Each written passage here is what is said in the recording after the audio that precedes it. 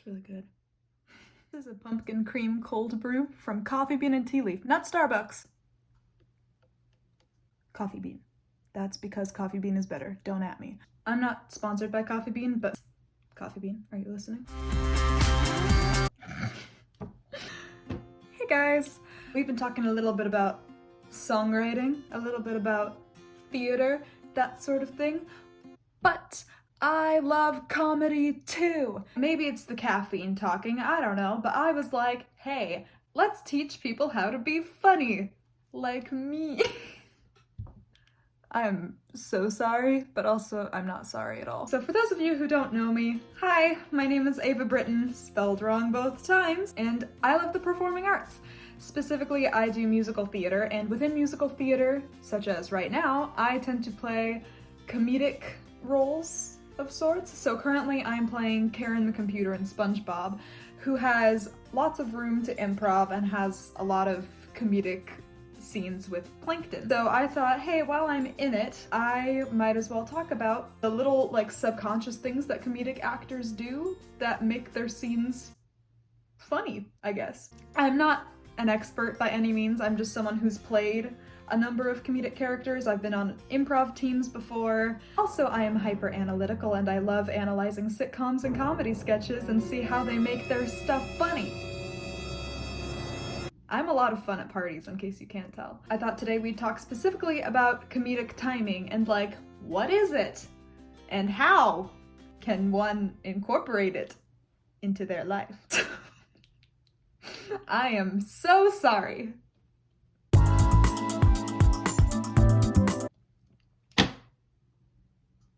Let's talk about being funny. There's something that I've noticed I subconsciously do, like you'll see it in character breakdowns. You might see it say, we need an actor who has strong comedic timing. To which you might ask, what's comedic timing? I'm here to tell you! Comedic timing is an actor's ability to find comedic beats in the dialogue or the scene that they're given. So what's a comedic beat? First of all, if you don't know what a beat is as an actor, that is like a little moment in the dialogue where you can see they might take a pause, or that's where a shift happens. Whether it be an emotional shift or they take a pause to process something, that's what a beat is. So then a comedic beat is kind of reading the situation and knowing when to make a joke or when to create a bit. And sometimes it doesn't work out. That's what the rehearsal process is for, is to kind of figure out what lands and what doesn't. Oh, one example was when I did Singin' in the Rain, I played Kathy Selden and a good friend of mine was playing Lena Lamont. And there was a little exchange when Lena found out that Kathy is with Dawn and Lena likes Dawn and oh no. And so Lena says something to Kathy of like, don't you call him Dawn, I was calling him Dawn before you were even born. And then she takes a pause and is like, wait. Even though Kathy is the straight man in that situation, the straight man is supposed to be the normal person in the situation to make the comedic characters look funnier. I remember that my instinct was to kind of take a pause and like try to do the math in my head to figure out how old Lena was, and usually the audience would pick up on it. So what would happen is the audience would go, ha ha ha, Lena's funny. Ha ha ha, Kathy reacted, that's a funny collaboration. True story. It's like finding that balance of not stealing the spotlight, but knowing when a bit could work and knowing if people pick up on it. Which brings me to my next thing, which is try to avoid showboating. Showboating is a term used when people try to steal the spotlight and make themselves look good instead of their scene partners. So the way that this comes up in comedy is if people are just trying to be funny 24/7 and are trying to dominate every scene with their comedic beats. So you have to kind of know when to back off and when to add on to make someone else seem even funnier, like the instance with Lena and Kathy, as opposed to just trying to make all of the scenes about you, even if it's not about you. So don't try to like overstep what's the material that's given and the blocking that's already set. Know what makes the show as a whole look good instead of just you. Kind of also blending into that is knowing how to read the room. I might make a whole video on this actually, because this is just something that I think actors tend to do subconsciously, but it's not really a taught thing. So might as well talk about it. But in summary, Reading the room is the ability to kind of get a gauge for what the audience finds funny so far and leaning into that side of your character every night. I like to think of Janine Lamanna in Seussical the Musical because, I've mentioned this, Gertrude McFuzz was my dream role and I finally got to play her and I'm so grateful.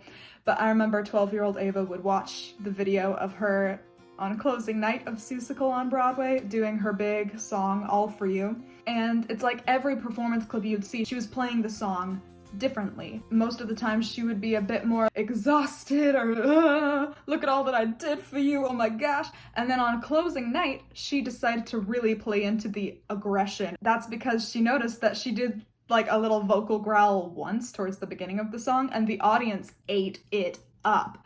So for the rest of the song, she just went hardcore, leaned into that aggression, and the audience loved it. And she got a full minute of applause once the song was over, to the point where she had to wave them to stop and break the fourth wall for the show to continue. I mean, that's just awesome. That's what it looks like to read the room. I'll do a more in-depth video about what that looks like specifically and how to read the room well. But in summary, it's basically just getting a gauge for what the audience finds funny and leaning extra hard into that part of your character that night. Not changing your blocking, but just kind of like leaning your character choices that night more into what the audience gravitates towards, if that makes sense. Coffee break.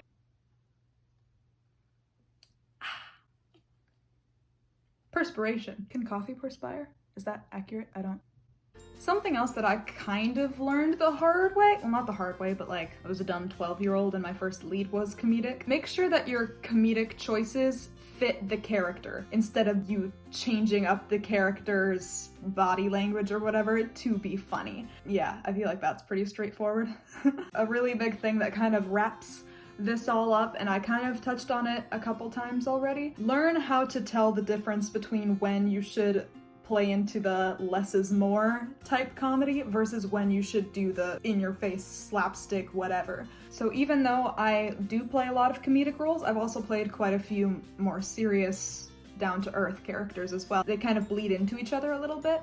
When I'm playing comedic roles, I still have a little bit of that rationale, of knowing how to maintain the less is more philosophy, which is instead of being overtly funny and like, I'm saying a joke now, I'm falling off the table. Sometimes a facial expression is enough. Kind of like, insert joke here from scene partner.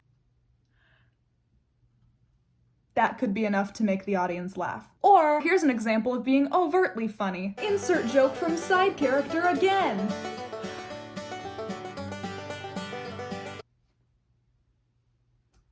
And this also kind of goes back to reading the room a little bit, is knowing how to fill the space when the audience is laughing. And knowing how to pause, oh my gosh, I see this so much, is when people don't pause for applause or laughter. Because that's like comedy gold. That's like really what sets the comedians apart from people who maybe aren't used to playing comedic roles, is holding for laughter. If the audience is laughing, you kind of learn when to interject and like cut them off versus when to let them just laugh forever. If you can tell like the audience is really cracking up, that's when you can kind of just like, as you're waiting to respond to the person who said the funny thing or did the funny thing, you kind of just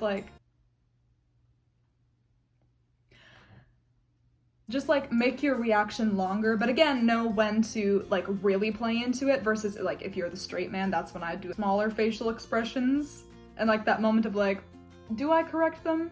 That's kind of the straight man mentality of like, everyone else is wrong except for me, and so I'm in the place of the audience member in this situation, and so if they're laughing for this long, that means that internally I'm laughing for this long. Versus if your character is a bit goofy too and you kind of can like play into it, and sometimes that'll like regenerate the laughter, if that makes sense, where it's kind of like the audience will be laughing and it'll start to maybe fizzle out a little bit, and then if you react in a way that makes them laugh more, then it's kind of like what I said before, where you kind of go and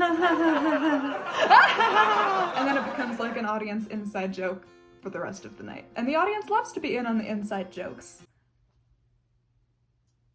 Yeah, I need to stop imitating how people laugh because that's not funny. Is it funny? Are you guys laughing? I can't really see you through the camera. What if I could? How do I have a career as a comedic actress? That goes back to all the things of like reading the room. Basically, the recurring theme here is learn when and when not to make room for a bit. So there you go. I hope that that was kind of helpful. Maybe. That was a bit scatterbrained, but honestly, that's a lie. I almost said that I was scatterbrained. I'm not scatterbrained. I'm just caffeinated. If you enjoyed this video and you find yourself interested in other types of comedic analyses or theater stuff or music or any other types of the performing arts, feel free to check out the rest of my channel, see if you find anything that interests you. But yeah, I hope you guys have a great day and thanks for watching. Bye!